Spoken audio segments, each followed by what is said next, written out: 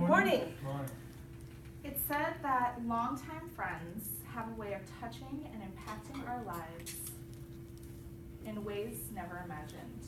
As we all try to find our own place in this ever-changing world, it's comforting to know that even though separated by time, distance, or circumstance, what remains constant is an unspoiled bond of love and loyalty that can be depended upon for a lifetime. One of God's most special gifts is friendship. Rebecca's background. Rebecca was born in the small town of Shingle House, Pennsylvania, to Joanne and David Williams on May 8, 1986. She is the youngest of 3 children, preceded by her sister Heidi and her brother David. When Rebecca was just 5 years old, her mother and father divorced.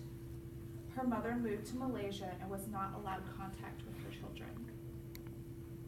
Rebecca grew up in Shingle House, Pennsylvania, attending elementary school through high school in her small hometown. She excelled in her academics and was an all-around, well-behaved adolescent.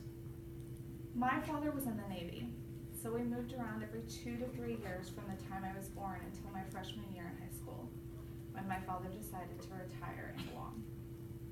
Unlike Rebecca, I rebelled against my parents for making me move and leave my friends so often. I did not do well in high school, and I decided to drop out during my senior year, our beginning in California. When Rebecca was only 18, she made the decision to follow her heart. She had fallen in love with a sailor whom she had only talked to over the phone and email.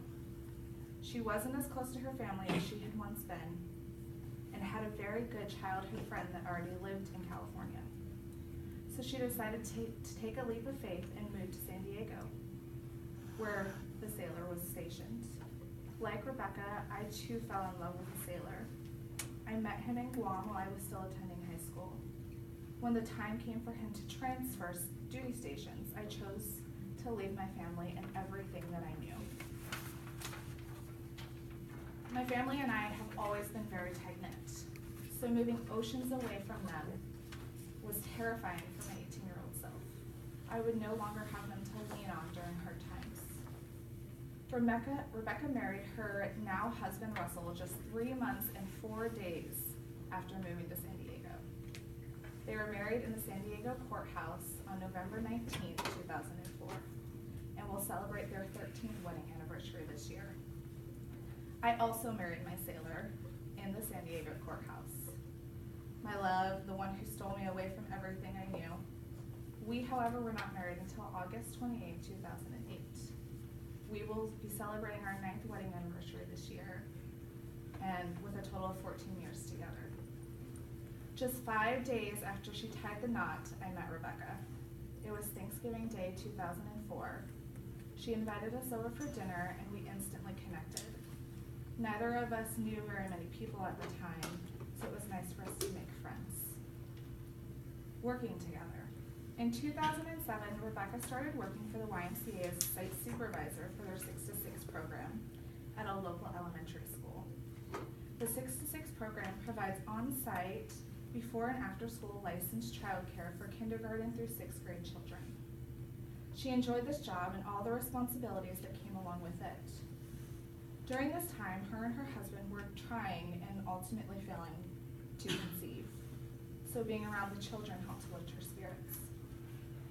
In early 2007, I was let go from my job as a bank teller, unsure of what step to take in my journey, and no longer wanting to work retail, I turned to my long-time friend who offered me a position for the 6 to 6 program.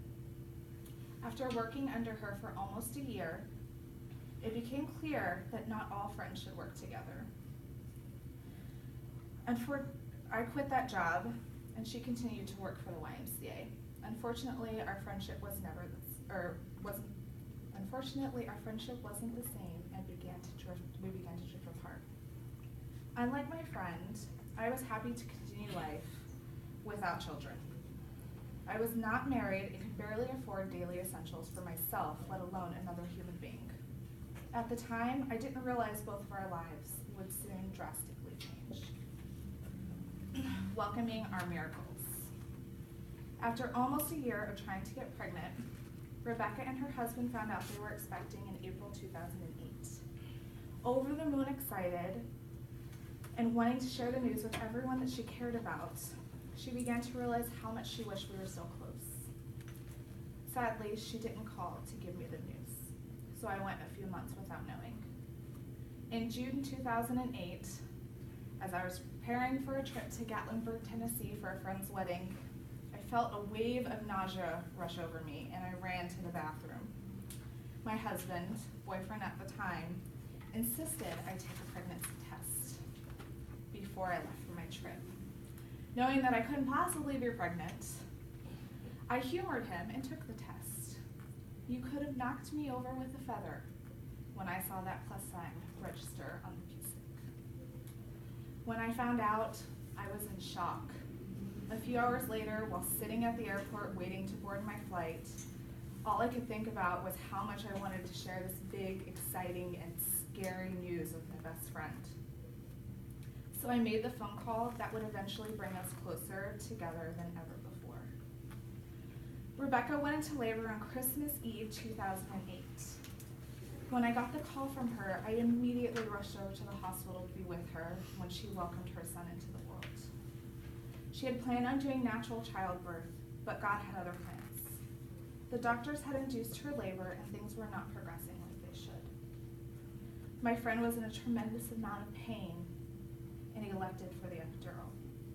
I was in the room with her, holding her hand when they stuck that giant needle in her back, reassuring her that everything was going to work out in the end.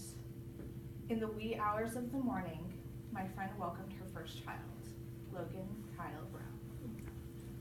My best friend had experienced miracle childbirth, and I was a part of it.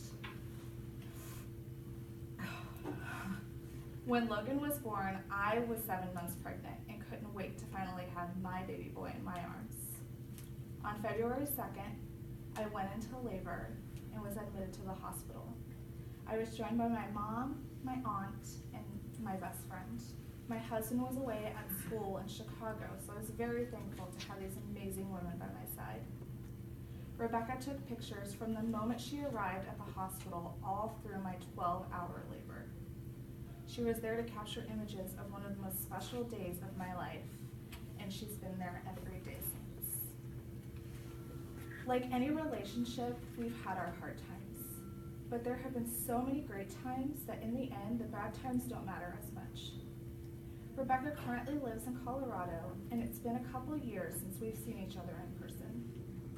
We FaceTime and text whenever we find the time in our busy lives, and sometimes it isn't as often as we'd like. But we both know that no matter what and no matter when, we are always just a phone call away. We may not be blood sisters, but she is family. Though miles may lie between us, we are never far apart. For friendship doesn't count miles, it's measured by the heart.